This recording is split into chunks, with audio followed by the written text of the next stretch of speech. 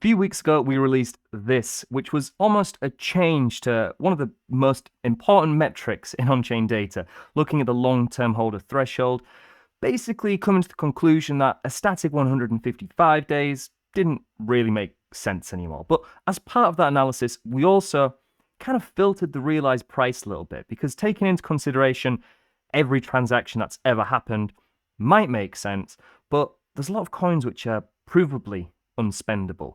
There's inscriptions which we don't really want to take into consideration for genuine peer-to-peer electronic currency transactions. There's dust, which is going to cost more to send than it's actually worth. There's lots of Bitcoin UTXOs which don't really make sense, including in the realized price.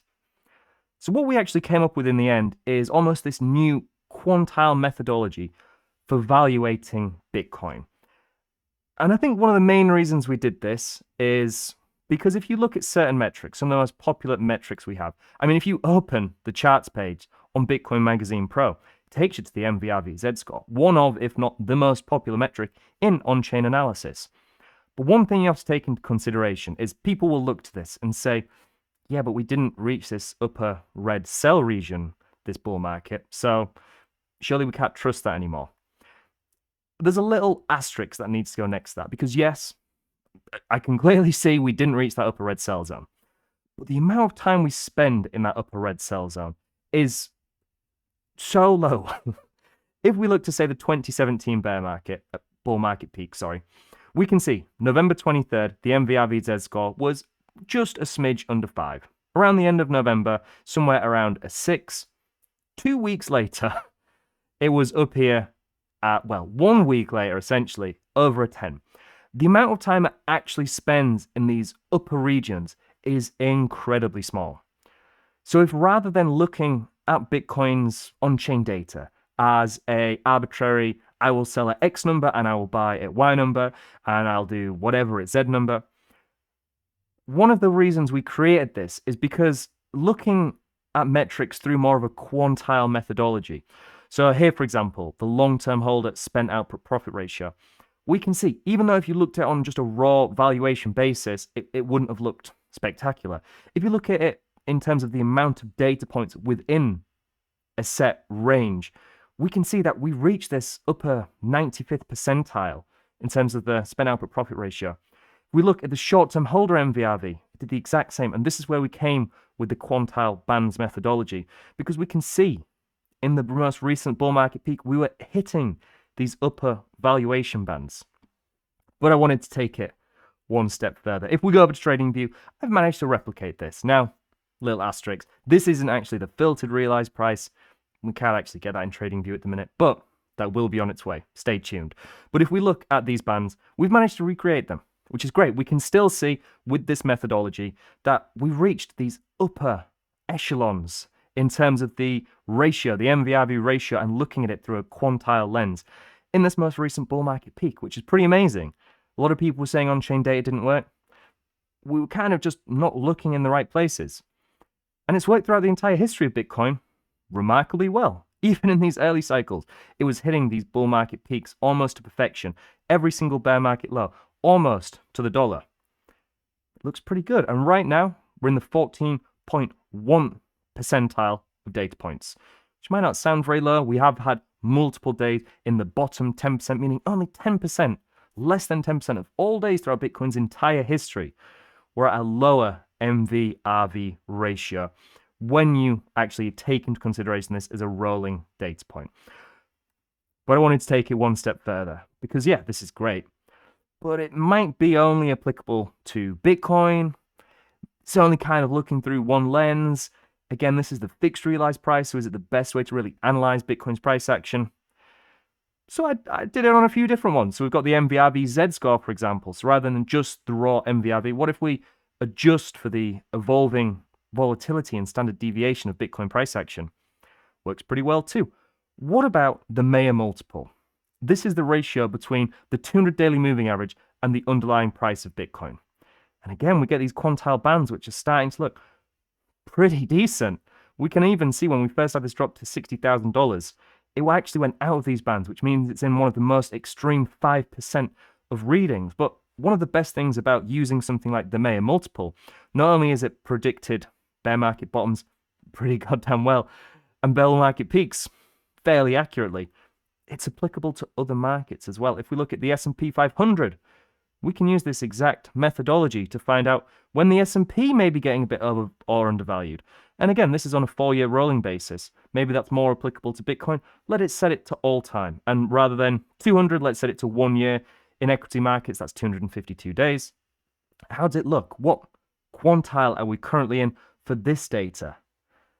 Because if we can use this across other markets, then not only does it, of course, help us if we are investing elsewhere, but it helps reaffirm that it's likely to be actionable throughout Bitcoin's entire future price action. If it works in the S&P 500, and again, we can zoom out, it works pretty well on the S&P 500. We can see it's been marking pretty great accumulation territories throughout the entire history of the asset. And again, this is just the 1 year MA. If you did the 4 year, for example, it might be a little bit better. I did very minimal research. I didn't want to overfit this data at all.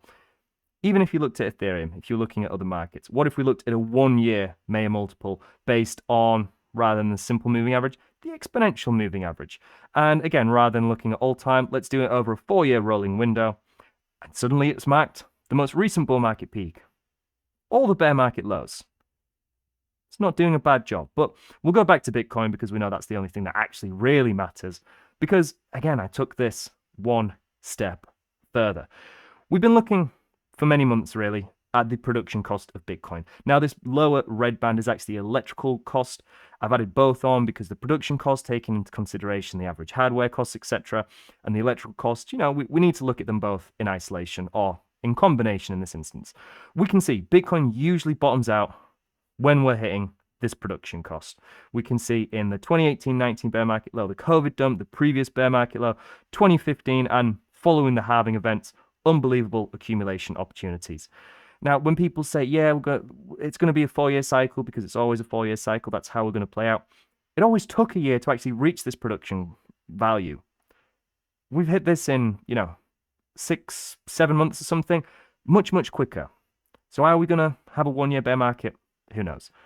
But the fact that we're at this level is just a fundamental reason and way to look at Bitcoin is highly undervalued at a monumental discount. But if we take that and look at the ratio between the production cost and the underlying price of Bitcoin, again, then we can start to see how Bitcoin is valued compared to how much it costs to make. Now, it didn't nail the most recent bull market peak, granted. Nailed the previous one.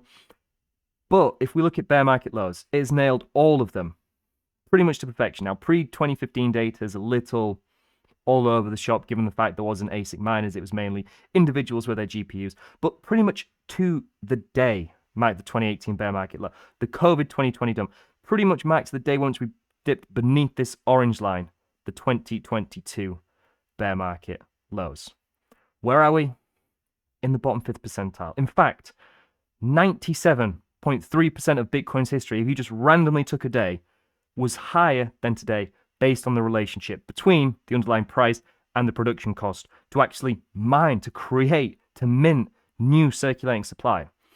What happens if we aggregate all of these together? The MVRV, that Mayer multiple, based on the 200 weekly moving average, because clearly that's the one everyone is focusing on. Clearly that's the most popular line everyone's watching right now.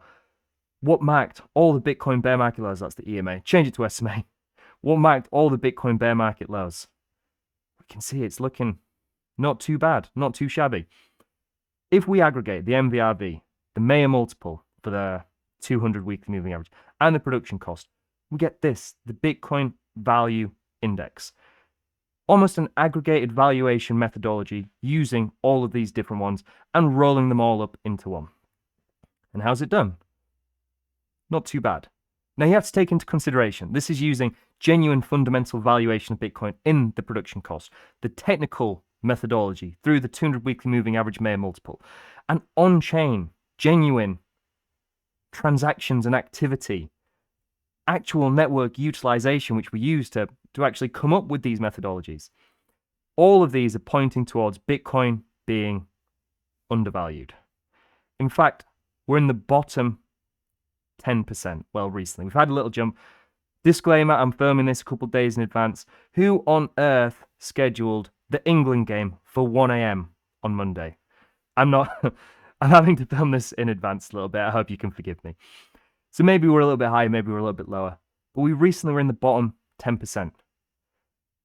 Can we go lower? Of course we can. Are we going to bottom in the next week or two? Nobody knows. Is Bitcoin at a monumental discount? Absolutely. These are bargain prices, and we are in bargain territory. Now, just for reference, we would be at some of the worst levels ever for Bitcoin if this reached $53,500. Are we going to reach 40K, 30K, 20K I've seen shouts for? Almost certainly not. Can we go beneath this? Yeah, sure. Could we go to 50K? Could we go to long-term holder realized price at 49, 50K? Yeah, of course we can. But man, I'm not playing against the data here. I'm not being egotistical and saying I'm going to wait for X, Y, and Z price on X, Y, and Z date, because the data is telling me absolutely do not do that.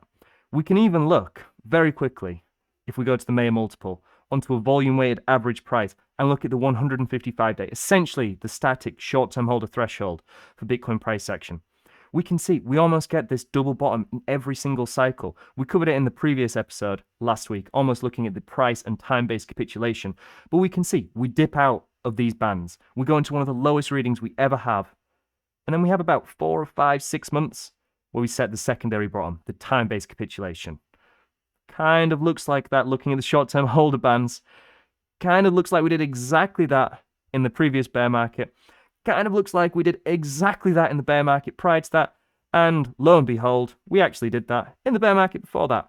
That one's a little bit more speculative. We only did just dip out of it. But it's the same thesis. It's the same philosophy. We have these double capitulations. I mean, even the one previously looked very similar. Regardless of the lens, regardless of how we're valuing Bitcoin. I mean, all models will break one day. All models are wrong, but some are useful. But when you have many, many different models, all pointing towards a very, very similar conclusion, betting against them just doesn't seem the highest risk-to-reward decision-making process in my mind. But as always, I hope you enjoyed this content. If there's any other proprietary metrics you'd like to see at BM Pro, you'd like to see me tinker with and create, and ideally in the not too distant future, make available so you can actually use these yourself, tweak them, and apply them to Bitcoin, to other markets, whatever it may be. If you look at gold, I don't know if there's actually volume data here to create a volume-weighted average price for gold. There is. There we go. We can see these models I want to bulletproof, not just through Bitcoin, but through all markets, so that they work with a considerably high degree of reliability going forward. As always, thank you all very much for watching, and I'll see you in the next one.